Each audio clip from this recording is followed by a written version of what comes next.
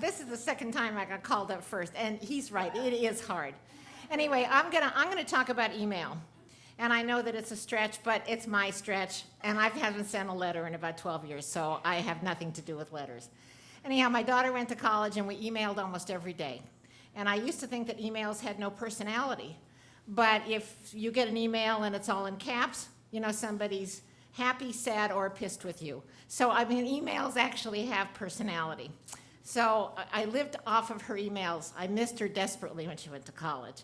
And then she finished school, and now she's a mother of 3 that I have to mention, Tyan, Sid, and Delaney. And, yeah, I feel the same way. She sent me an email, and she said, would I take her to the hospital, because she had to have her gallbladder taken out. So my mother had her gallbladder taken out, like in the 1960s or 50s. She was in the hospital for 5 days. It was a mess.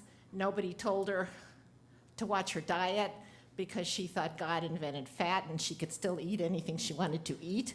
If any of you have any Jewish friends, our diets were all fat.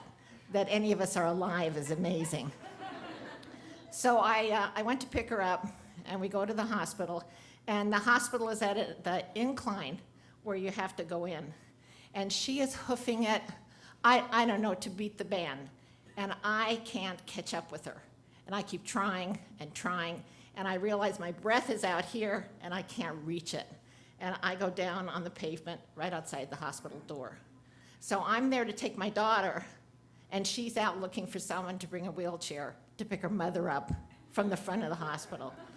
So they did get me picked up. It was an episode. It went away.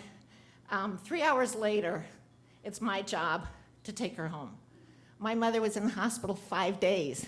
My daughter's there for 3 hours, and she's not going to miss breastfeeding her child. So I put her in the car, and we drive, and I happen to drive a stick. So every time I shifted, I could hear her wince, and I knew that she was having a difficult time. But she was very stoic. So I got her to the house, and I thought she was going to invite me in to at least say thank you or something I could do to make myself, available and helpful. And instead, she dismisses me like I'm a little kid in class. So I drive back to my house, and I'm thinking, and I keep thinking I'm going to get an email that's going to say, thanks, you're the best mother in the world. But nothing comes. Now, what happened when we were in the hospital, when she came out of recovery, I ran outside. I hadn't eaten because I was so anxious about taking her there in the first place. So I passed the hospital cafeteria, and I could smell this grilled cheese sandwich, and I knew it was mine. So I ran in and grabbed the sandwich and ran outside. And she was already sitting outside in a wheelchair with her attendant. I don't know how they got there so fucking fast. Anyway, so I said, well, I was hungry, and she doesn't want to hear anything. So I went and got the car.